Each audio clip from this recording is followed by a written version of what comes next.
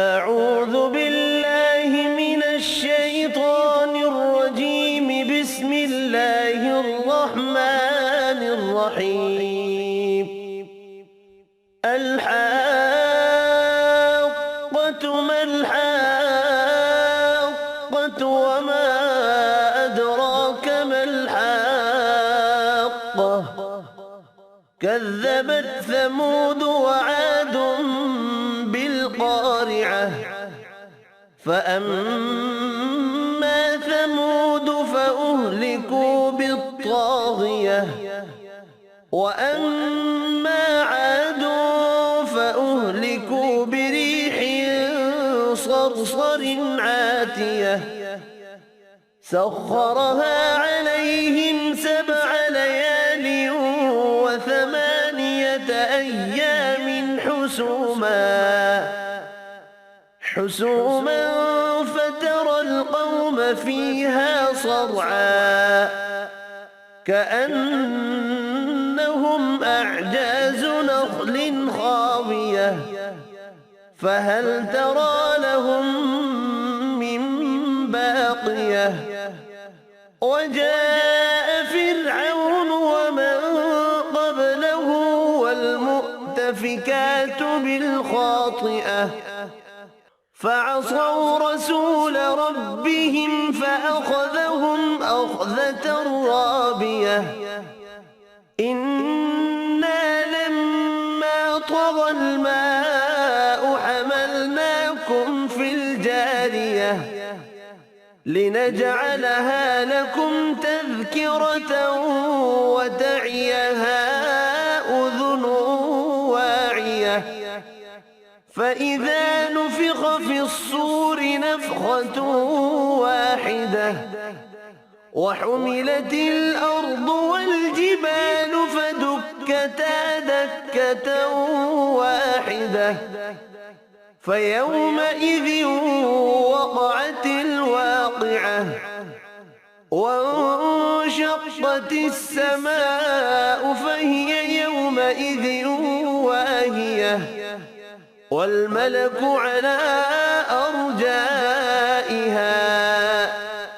ويحمل عرش ربك فوقهم يومئذ 8. يومئذ تعرضون لا تخفى منكم خافية. فأما من أوتي كتابه بيمينه فيقول هاؤم اقرءوا كتابيه. إني ظننت أني ملاق حسابيه. فهو في عيشة راضية في جنة عالية قطوفها دانية. كلوا واشربوا هنيئا بما أسلفتم في الأيام الخالية. وأما من أوتي كتابه بشماله فيقول يا ليتني لم أوت كتابيه ولم أدر ما حسابيه. يا ليتها كانت القاضية. ما أغنى عني ماليه. هلك عني سلطانيه. خذوه فغلوه ثم الجحيم صلوه. ثم في سلسلة ذرعها 70 ذراعا فاسلكوه. إنه كان لا يؤمن بالله العظيم ولا يحض على طعام المسكين. فليس له اليوم هاهنا حميم ولا طعام إلا من غسلين. لا يأكله إلا الخاطئون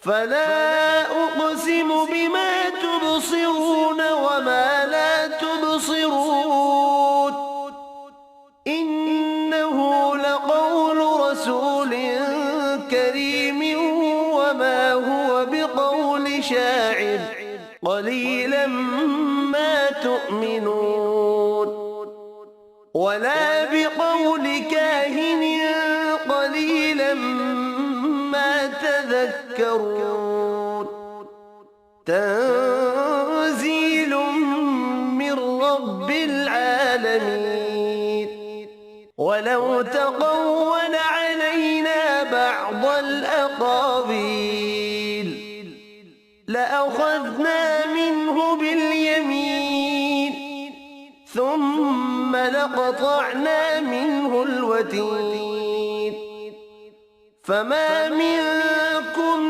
من أحد عنه حاجزين وإنه لتذكرة للمتقين وإنا لنعلم أن منكم مكذبين وإنه لحسرة على الكافرين وإنه لحق اليقين فسبح باسم ربك العظيم صدق الله العظيم.